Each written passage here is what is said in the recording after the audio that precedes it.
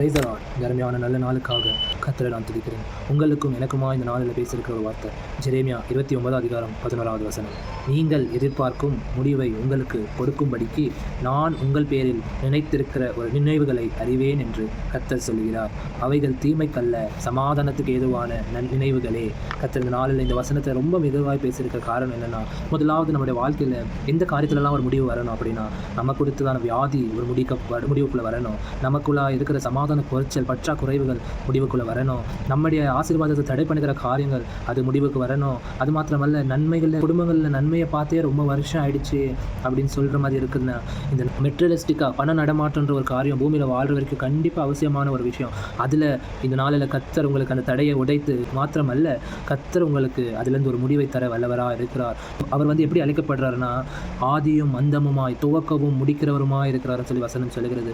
இந்த நாளில் உங்களுக்கும் எனக்கும் நன்மைகளை செய்வதற்கு தொடங்கி தீமைகளை முடிக்க பண்ணுகிற தேவனாக இருக்கிறார். அதுக்கு அடுத்தது என்ன இருக்குதுன்னா, நான் உங்கள் பேரில் நினைத்திருக்கிற நினைவுகளை அறிவேன் என்று சொல்லி. எப்படியாப்பட்ட நினைவுகள் அப்படின்னா, அவங்கன்னா நல்லவங்க இவங்கன்னா நல்லவங்க கிடையாது. அப்படிப்பட்ட நினைவுகளை கர்த்தர் நினைத்து பார்ப்பது கிடையாது. ஏன்னா கர்த்தருக்கு முன்பதாக எந்த பாரபட்சம் இல்லாத அவர் சமநலப்படுத்துகிற தேவனாக இருக்கிறார். அவர் எப்படி நினைக்கிறார், நம்முடைய அனுதின நடைமுறை, நம்முடைய வாழ்க்கை, நம்முடைய கிரியைகளை கொண்டு அவர் நன்மைகளை நினைத்து பார்க்கிறவராக காணப்படுகிறார். அது நிமித்தமாய் நம்முடைய பேரில் திட்டத்தை வைத்திருக்கிறாராம். நம்ம இப்படி தான் இருக்கணும், அப்படி தான் இருக்கணும்னு சொல்லி நம்ம விரும்பலாம். ஆனால் கர்த்தரோட திட்டம் அதை விட பெரிதாக இருக்கும். இங்கிலீஷ் பைபிள் அழகாக சொல்லியிருக்கிறது, I have a plans for யூன்னு சொல்லிட்டு. அவர் ஒரு திட்டத்தை மாத்திரம் நமக்கு வைத்து அதிலேயே நம்ம வாழ்க்கை தள்ளின்னு போகணும்னு இல்லை. ஒரு வேளை நம்ம பிடிச்சிட்டோம் அதே வாழ்க்கையை நம்ம வாழ்ந்துடணும்னு இல்லை.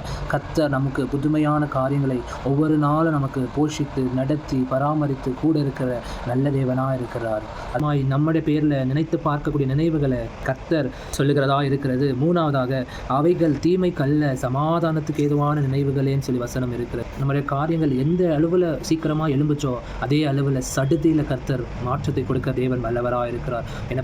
நினைத்து பார்க்கிறேன் கடந்து வந்த பாதைகளை, தியானிக்கின்றேன் உம் தயவை.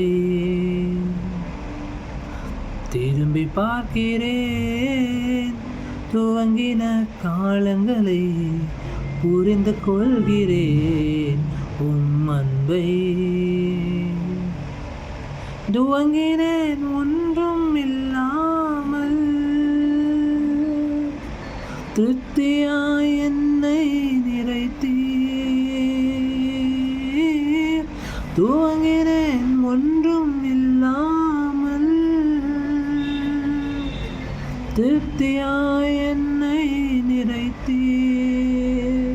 Thank you. God bless you. Amen.